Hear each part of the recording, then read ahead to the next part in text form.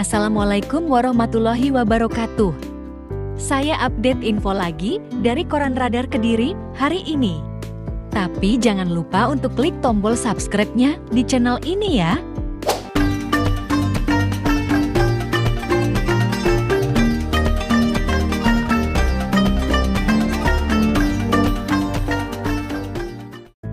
Disperdagin Kota Kediri evaluasi penyaluran bantuan modal. Ini pelanggarannya. JP Radar Kediri. Dinas Perdagangan dan Perindustrian Disperdagin Kota Kediri mengevaluasi penyaluran bantuan modal tahun 2022 lalu. Hasilnya, dari total bantuan 9,9 miliar rupiah yang disalurkan untuk ribuan pelaku usaha, masih ditemukan beberapa pelanggaran. Di antaranya, pembelanjaan yang tak sesuai dengan rencana anggaran belanja RAB dan pemalsuan data.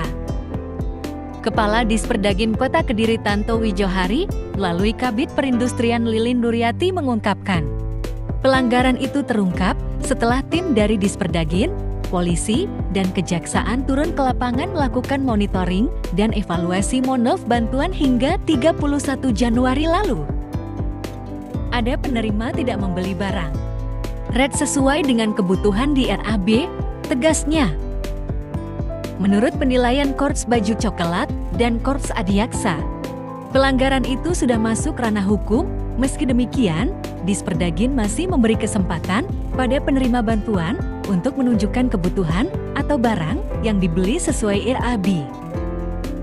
Sesuai rencana, tim akan kembali turun mengecek pada akhir Februari atau awal Maret nanti. Lilin berharap pelanggaran tersebut tidak terjadi lagi tahun ini. Dia meminta pemohon menyusun RAB sesuai kebutuhan, selanjutnya membelanjakan sesuai data di RAB tersebut. Tidak hanya itu, dia juga mewanti-wanti agar penerima jujur dalam mengisi persyaratan dalam pengajuan permohonan bantuan modal. Jangan sampai memasukkan data persyaratan, karena kalau sampai ketahuan bukan hanya pemohon yang kena, yang menerbitkan data tersebut juga kena. Lanjutnya, terpisah. Kasih Intelijen Kejari Kota Kediri Hari Rahmat menambahkan, sesuai hasil monov, juga ditemukan ada penerima yang belum menyampaikan laporan pertanggungjawaban LPG. Hingga 31 Januari lalu, kami sampling ada penerima yang belum merespons LPG Red terang hari. Hari juga membenarkan pernyataan Lilin tentang adanya penerima bantuan modal yang tidak membelanjakan sesuai RAB. Terkait pelanggaran tersebut, untuk sementara jaksa meminta agar pemohon membuat surat pernyataan.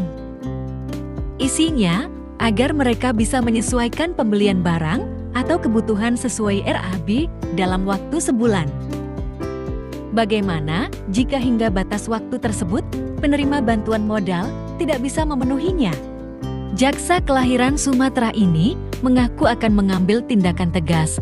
Jika tetap belum sesuai akan diproses secara hukum, tandasnya. Untuk diketahui, bantuan modal senilai 9,9 miliar rupiah tahun lalu dibagikan kepada 1.343 penerima. Merekalah yang Januari lalu disampling oleh tim gabungan Disperdagin, polisi, dan kejaksaan. Teknik pengawasan serupa juga akan dilakukan tahun ini. Sedikitnya ada bantuan modal 16 miliar rupiah yang akan kembali dibagikan. Diperkirakan ada sekitar 3.000 pelaku usaha yang bisa menerima bantuan tersebut. Nilainya maksimal 5 juta rupiah tiap pelaku usaha. Begitu pengumuman tentang bantuan modal keluar, para pelaku usaha ramai-ramai mengurus NIB yang menjadi salah satu persyaratan. Selebihnya, mereka akan mengajukan permohonan ke Disperdagin yang menjadi leading sektor bantuan. Demikian update info kali ini. Semoga bermanfaat dan terima kasih.